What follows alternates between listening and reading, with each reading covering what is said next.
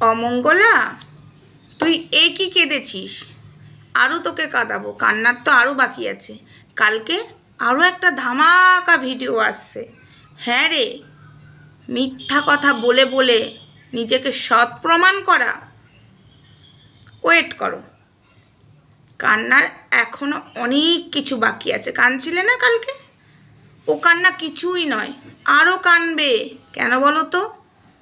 ভগবানকে সামনে রেখে ব্যবসা করছো, মিথ্যা কথা বলছো। ঠিক আছে, তুমি পার্কিং নিয়ে বলো আমি নিই না, তুমি ভর দেখিয়ে বলো আমি ভর বিশ্বাস করি না, নিজে ভর নাটক করেছো। তাহলে তুমি কি করে বলো প্রমাণ দেওয়ার পরেও সেসব কথা না বলে কাঁদতে বসেছ?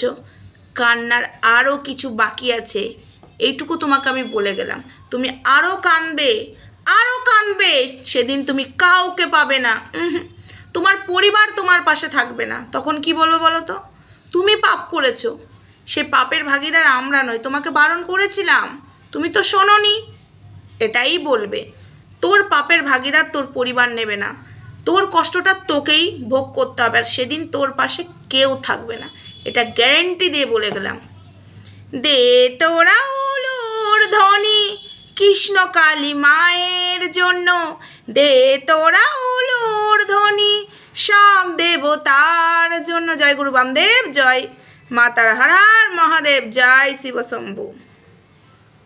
নিজের কর্মের ফল নিজেকেই পেতে হবে, এটা হয়ে এসছে। গায়ের জোরে যদি সব কিছু হতো তাহলে রাতের অন্ধকার হতো না, দিনের আলো হতো না। গায়ের জোরেও রাতের অন্ধকারটাকে দিনের আলো করে রেখে দিত লোকে, তাই না?